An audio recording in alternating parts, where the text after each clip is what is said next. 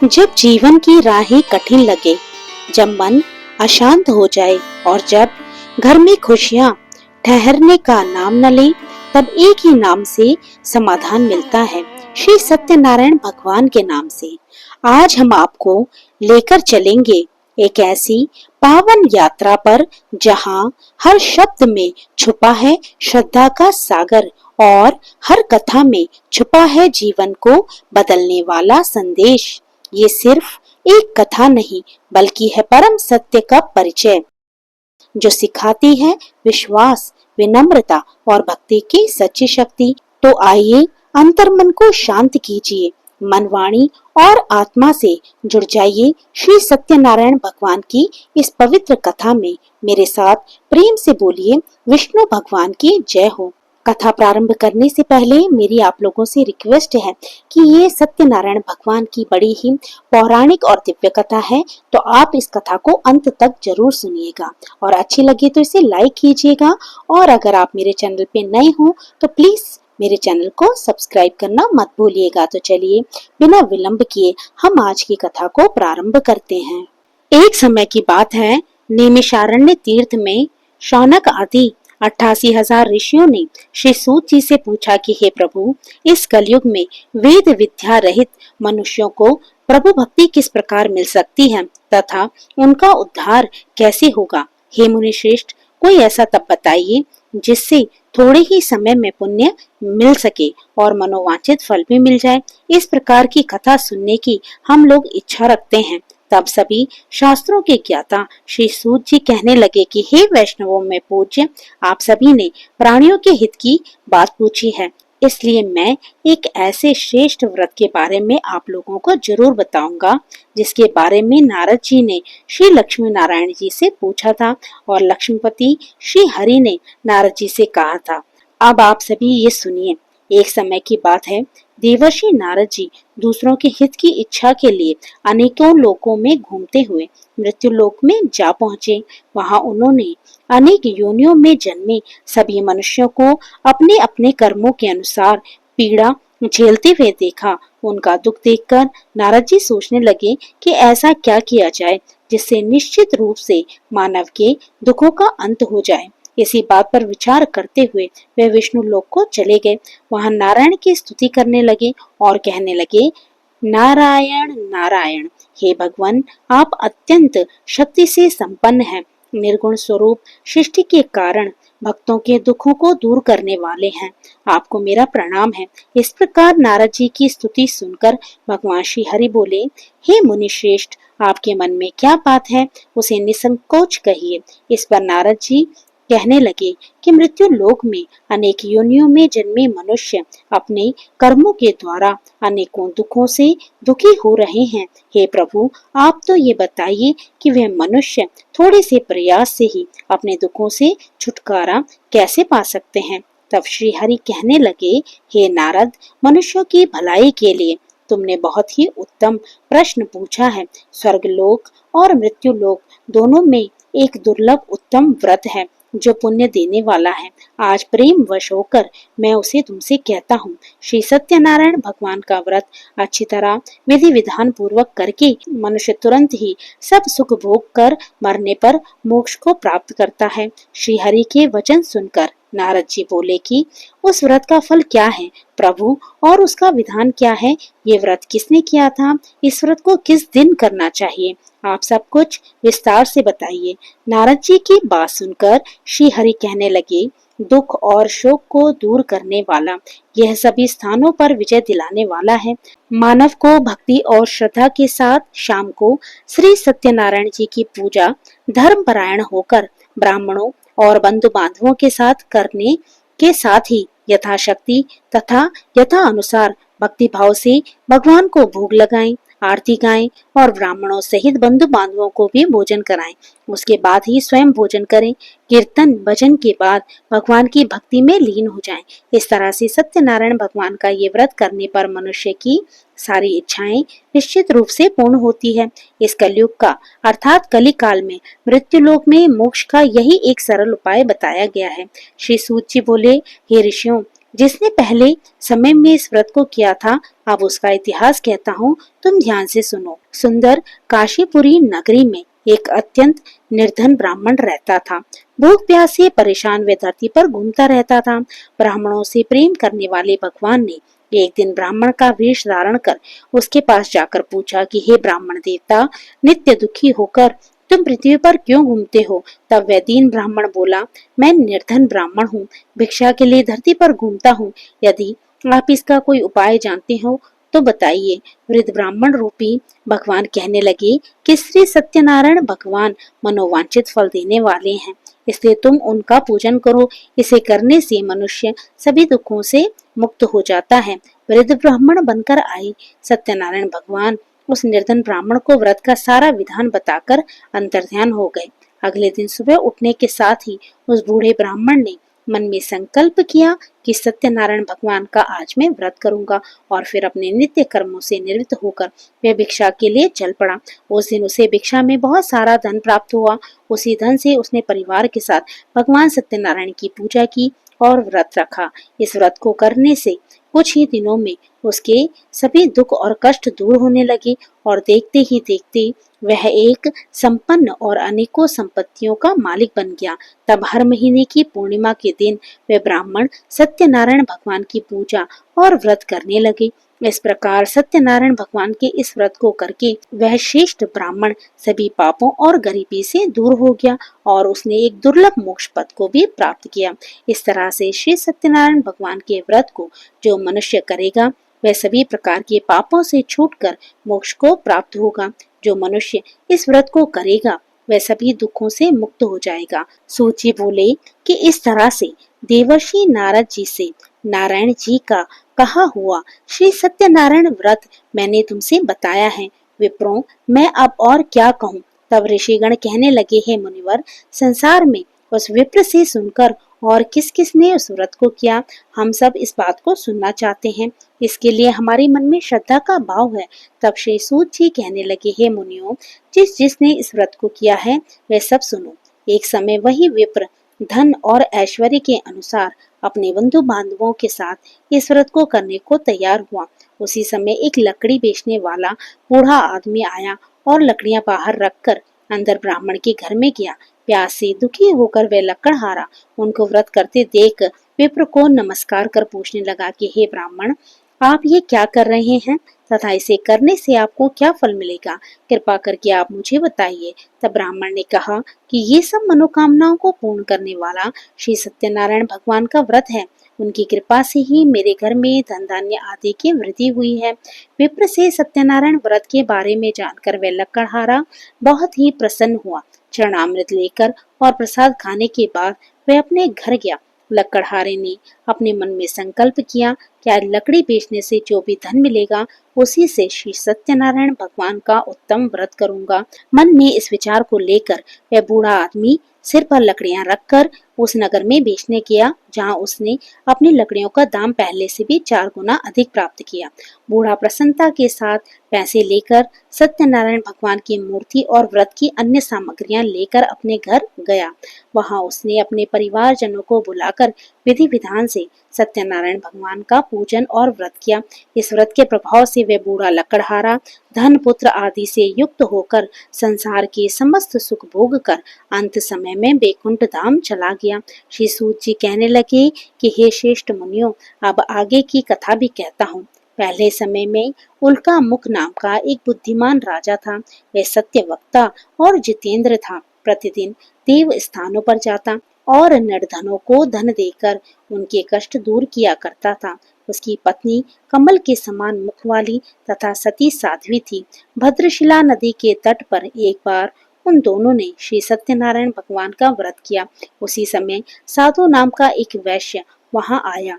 उसके पास व्यापार करने के लिए बहुत सारा धन था। राजा को व्रत करते देखकर वह विनम्रता के साथ पूछने लगा कि हे राजन, भक्ति भाव से पूर्ण होकर आप ये क्या कर रहे हैं? मैं सुनने की इच्छा रखता हूँ, तो आप कृपा करके मुझे भी बताएं। तब वह राजा इस प्रकार बोला कि मैं अपने बंधु बांधवों के साथ पुत्र आदि की प्राप्ति के लिए श्री सत्यनारायण भगवान का व्रत और पूजन कर रहा हूँ। राजा के वचन सुनकर साधु वैश्य आदर से कहने लगा कि हे राजन, मुझे भी इस व्रत का सारा विधान बताइए। मैं इस व्रत को करूंगा। मुझे भी कोई संतान नहीं है और मुझे विश्वास है कि इस व्रत को करने से निश्चित रूप से मुझे भी संतान की प्राप्ति होगी। तब राजा से व्रत का सारा विधान सुनकर व्यापार से निर्वृत्त होकर वह व्यापारी अपने घर गया। साधु ने अपनी पत्नी को संतान देने वाले इस व्रत का वृतांत कह सुनाया और कहा कि जब मेरी संतान होगी तब मैं इस व्रत को करूंगा। साधु ने इस तरह के वचन अपनी पत्नी लीलावती से कहे। एक दिन लीलावती अपने पति के साथ आनंदित हो सांसारिक धर्म में प्रवृत्त होकर सत्यनारायण भगवान की कृपा से गर्भवती हो गई। कुछ महीनों के बाद उसके गर्भ से एक सुंदर कन्या ने जन्म लिया। माता पिता ने अपनी कन्या का नाम कलावती रखा। एक दिन वैश्य की पत्नी ने अपने पति को याद दिलाया कि आपने सत्यनारायण भगवान के जिस व्रत को करने का संकल्प लिया था, अब उसे करने का समय आ गया है। अब आप उस व्रत को पूर्ण करिए। तब वह साधु कहने लगा कि हे प्रिय, इस व्रत को मैं अपनी पुत्री के विवाह के अवसर पर करूंगा। इस प्रकार वह अपनी पत्नी को आश्वासन देकर नगर को चला गया। एक बार उस वैश्य ने नगर में अपनी कन्या को सखियों के साथ देखा तो उसे लगा कि अब उसकी कन्या विवाह के योग्य हो गई है। तब उसने अपनी कन्या के लिए योग्य वर को ढूंढना प्रारंभ कर दिया। एक दिन साधु की बातों को ध्यान में रखते हुए एक नगर में जा पहुंचा और वहां देखभाल कर लड़की के लिए सुयोग्य वर्णिक पुत्र को ले आया। सुयोग्य लड़के को देखकर साधु ने बंधु बांधवों को बुलाकर अपनी पुत्री का विवाह कर दिया। लेकिन दुर्भाग्य की बात यह कि साधु वैश्य ने अभी भी श्री सत्यनारायण भगवान का व्रत नहीं किया। इस पर श्री सत्यनारायण भगवान क्रोधित हो गए और उसे श्राप दे दिया। अपने कार्य में कुशल वह साधु वैश्य अपने दामाद को लेकर समुद्र के पास स्थित होकर रत्नसारपुर नामक नगर में गया। वहां जाकर दामाद ससुर दोनों ने मिलकर चंद्रकेतु राजा के नगर में व्यापार करना शुरू कर दिया। एक दिन भगवान सत्यनारायण की माया से एक चोर राजा का धन चुराकर भाग रहा था। उसने राजा के सिपाहियों को अपना पीछा करते देख चुराया हुआ सारा धन वहां रख दिया जहां वह साधु अपने दामाद के साथ ठहरा हुआ था। राजा के सिपाहियों ने जब चुराया हुआ धन ससुर और दामाद के पास पड़ा हुआ देखा तो वे ससुर और दामाद दोनों को बांधकर प्रसन्नता से राजा के पास ले गए और कहने लगे, महाराज, हम उन दोनों चोरों को पकड़कर लाए हैं। आप आगे की कार्यवाही करने की आज्ञा दें। तब राजा की आज्ञा से उन दोनों को कठिन कारावास में डाल दिया गया और उनका सारा धन भी उनसे छीन लिया गया। श्री सत्यनारायण भगवान के श्राप से साधु की पत्नी भी बहुत ही ज्यादा दुखी हुई। घर में जितना भी धन रखा था उसे चोर चुरा कर ले गए। शारीरिक तथा मानसिक पीड़ा और भूख प्यास से अति दुखी होकर अन्न की चिंता में कलावती एक ब्राह्मण के घर गई। वहां उसने श्री सत्यनारायण भगवान का व्रत होते देखा, फिर कथा भी सुनी और वह प्रसाद ग्रहण कर रात को अपने घर वापस आई। तब माता ने कलावती से पूछा कि हे पुत्री, तुम अब तक कहाँ थी? तुम्हारे मन में क्या है? तब कलावती ने अपनी माता से कहा कि हे माता, मैंने एक ब्राह्मण के घर में श्री सत्यनारायण भगवान का व्रत होते देखा है। तब कन्या के वचन सुनकर लीलावती भगवान के पूजन की तैयारी करने लगी। लीलावती ने अपने परिवार और बंधु बांधवों के सहित सत्यनारायण भगवान का पूजन किया और उनसे वर मांगा कि मेरे पति तथा दामाद शीघ्र ही घर वापस आ जाएं। साथ ही ये भी प्रार्थना की कि हम सभी के अपराध को आप क्षमा करें। श्री सत्यनारायण भगवान इस व्रत से संतुष्ट हो गए और राजा चंद्रकेतु के सपने में दर्शन देकर कहने लगे कि हे राजन, तुम उन दोनों वैश्यों को छोड़ दो और तुमने उनका जो भी धन लिया है उन्हें वापस कर दो। अगर तुमने ऐसा नहीं किया तो मैं तुम्हारा सारा धन, राज्य और संतान सभी कुछ नष्ट कर दूंगा। राजा को ये सब कहकर वह अंतर्ध्यान हो गए। प्रातः काल सभा में राजा ने अपना स्वप्न सभी को सुनाया और कहने लगे कि उन दोनों को कैद से मुक्त कर सभा में लाओ। वैश्यों ने आते ही राजा को प्रणाम किया। तब राजा कहने लगे कि हे महानुभाव, भाग्यवश ऐसा कठिन दुख तुम्हें प्राप्त हुआ है, लेकिन अब तुम्हें किसी बात का कोई भय नहीं है। ऐसा कहकर राजा ने उन दोनों को नए वस्त्र और आभूषण पहनाए और जितना धन उनका लिया था उससे दुगना धन देकर उनको वापस भेज दिया। श्री सूत जी महाराज कहने लगे कि इस प्रकार वैश्यों ने मंगलाचार कर अपनी यात्रा प्रारंभ की और अपने नगर की ओर वे चल दिए। उनके थोड़ी ही दूर जाने पर दंडी वेशधारी श्री सत्यनारायण भगवान ने उनसे पूछा कि हे साधु, तेरी नाव में क्या है? तब अभिमान से भरा हुआ वह वैश्य कहने लगा, हे दंडी, आप क्यों पूछते हैं? क्या धन लेने की इच्छा है? मेरी नाव में तो बेल और पत्ते भरे हुए हैं। वैश्य के ऐसे कठोर वचन सुनकर भगवान कहने लगे कि तुम्हारा वचन सत्य हो। दंडी के ऐसे वचन कहकर वहां दंडी ऐसे वचन कहकर वहां से दूर चले गए। कुछ दूर जाकर समुद्र के किनारे जाकर वह बैठ गए। इधर दंडी के जाने के बाद साधु वैश्य ने नित्य क्रिया के पश्चात अपनी नाव को जब ऊंची उठते हुए देखा तो बड़ा आश्चर्य हुआ और नाव में बेल पत्ते आदि भरे हुए देखकर वह मूर्छित होकर जमीन पर गिर पड़ा। वापस होश पर आने पर वह अत्यंत शोक में डूब गया। तब उसका दामाद कहने लगा कि पिताजी, आप शोक मत मनाइए, ये सब दंडी के श्राप के कारण हुआ है, इसलिए हमें उनकी शरण में जाना चाहिए, तभी हमारी मनोकामनाएं पूर्ण हो सकेंगी। दामाद की बात सुनकर वह दंडी के पास पहुंचा और अत्यंत भक्ति भाव से नमस्कार करके कहने लगा कि हे महाराज, मैंने आपसे जो असत्य वचन कहे थे उनके लिए मुझे क्षमा कर दें। ऐसा कहकर वह रोने लगा। तब दंडी भगवान कहने लगे कि हे वणिक पुत्र, मेरी आज्ञा से बार बार तुम्हें दुख प्राप्त होता है, तुम मेरी पूजा से विमुख हुआ है। तब वह साधु वैश्य कहने लगा कि हे भगवान, आपकी माया से ब्रह्मादि देवता भी आपके रूप को नहीं जानते, तब मैं भला अज्ञानी कैसे जान सकता हूँ। अब आप प्रसन्न होइए, मैं अपनी सामर्थ्य के अनुसार आपकी पूजा और व्रत अवश्य करूंगा। हे प्रभु, मेरी रक्षा करो, पहले के समान मेरी नौका में धन भर दो। साधु वैश्य के भक्ति पूर्वक वचन को सुनकर भगवान प्रसन्न हो गए और उसकी इच्छा अनुसार वरदान देकर अंतर्ध्यान हो गए। दामाद और ससुर दोनों जब नाव पर आए तो नाव धन से भरी हुई मिली। फिर वह अपने सब अन्य साथियों के साथ सत्यनारायण भगवान का पूजन करके दोनों अपने नगर को चल दिए। जब नगर के नजदीक पहुंचे तो दूत को घर पर खबर करने के लिए भेज दिया। दूत साधु की पत्नी को प्रणाम करके कहने लगा कि मालिक अपने दामाद सहित नगर के निकट आ गए हैं। दूत की बात सुनकर साधु की पत्नी लीलावती ने बड़े हर्ष के साथ सत्यनारायण भगवान का पूजन कर अपनी पुत्री कलावती से कहा कि मैं अपने पति के दर्शन को जा रही हूँ, तुम भी पूजा समाप्त करके जल्दी आ जाना। माँ के ऐसे वचन सुनकर कलावती जल्दी जल्दी में प्रसाद छोड़कर अपने पति के पास चली आई। इस तरह प्रसाद की अवज्ञा के कारण श्री सत्यनारायण भगवान रुष्ट हो गए और नाव सहित उसके पति को पानी में डुबो दिया। कलावती अपने पति को वहां न पाकर रोती हुई जमीन पर गिर गई। नौका को डूबा हुआ देख और कन्या को रोता हुआ देख वे साधु वैश्य दुखी होकर कहने लगा, हे प्रभु, मुझसे तथा मेरे परिवार से जो भी भूल हुई उसे क्षमा करें। साधु के दीन वचन सुनकर श्री सत्यनारायण भगवान प्रसन्न हुए और आकाशवाणी हुई कि हे साधु, तेरी कन्या मेरे प्रसाद को छोड़कर आई है, इसलिए उसका पति अदृश्य हो गया है। यदि अब वह घर जाकर प्रसाद खाकर लौटे तो इसे उसका पति अवश्य ही मिलेगा। ऐसी आकाशवाणी सुनकर कलावती ने वैसा ही किया जैसा आकाशवाणी के दौरान भगवान ने कहा था और फिर प्रसाद ग्रहण करने के बाद जब वह वापस आई तो अपने पति के दर्शन करके वह अत्यंत ही प्रसन्न हुई। उसके बाद साधु वैश्य अपने बंधु बांधवों सहित भगवान श्री सत्यनारायण भगवान का विधि विधान से पूजन करता है और इस लोक का सभी सुख भोग कर वह अंत में स्वर्ग को जाता है। श्री सूत जी बोले कि हे ऋषियों, मैं और भी एक कथा सुनाता हूँ, उसे भी ध्यान पूर्वक सुनो। प्रजापालन में लीन तुंगध्वज नाम का एक राजा था। उसने भी भगवान का प्रसाद त्याग कर बहुत ही दुख प्राप्त किया।